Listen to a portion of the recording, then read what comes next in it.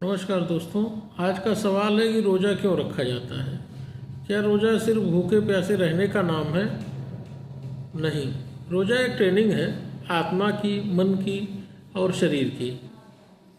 इस्लाम में रोज़ा इसलिए फ़र्ज किया गया है ताकि इंसान में तकवा पैदा हो, यानी अल्लाह का डर नहीं बल्कि अल्लाह की मौजूदगी का एहसास हो। जब इंसान हलाल चीज़ों से भी कुछ समय के लिए रुक जाता है, खाना, पानी, इच्छाएँ, तो उसे अपने ऊपर कंट्रोल करना आता है। रोज़ा हमें सिखाता है कि इच्छाएं हमारी मालिक नहीं हैं, हम अपनी इच्छाओं के मालिक हैं।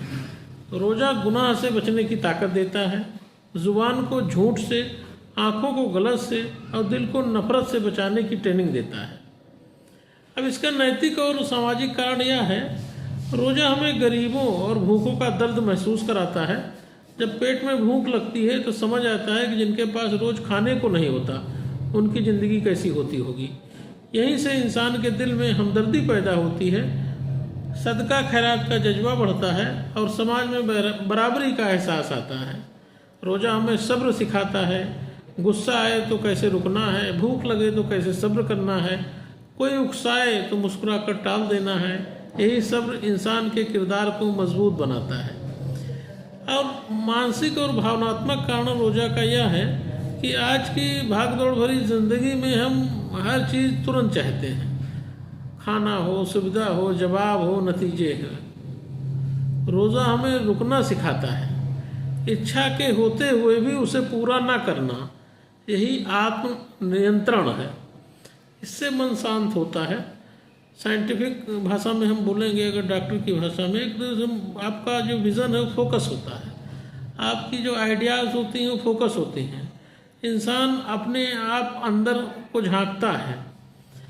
रोज़ा आपको आत्म सुधार का मौका देता है, यानी हम अपनी आदतों पर काम करते हैं, बुरी आदतें छोड़ते हैं और अच्छी आदतें अपनाते हैं। इसका मेडिकल पॉइंट ऑफ व्यू है कि निश्चित समय तक ना खाने से शरीर को जो डाइजेस्टिव सिस्टम है उसको रेस्ट मिलता है, बॉडी की जो इंसुलिन सेंसिटिविटी है वो बेहतर होती है और फैट का मेटाबॉलिज्म सुधरता है और शरीर की डिटॉक्स प्रक्रिया में मदद मिलती है। लेकिन रोज़ा तभी फ़ायदेमंद है जब सहरी और इफ्तार संतुलित हो, ओवर ईटिंग ना हो और बीमार व्यक्ति डॉक्टर की सलाह से ही रोज़ा रखें। रोज़ा आपके कैरेक्टर बिल्डिंग की ट्रेनिंग में भी इंसान को ईमानदार बनाता है, अनुशासित बनाता है और मजबूत बनाता है। यह देख नहीं रहा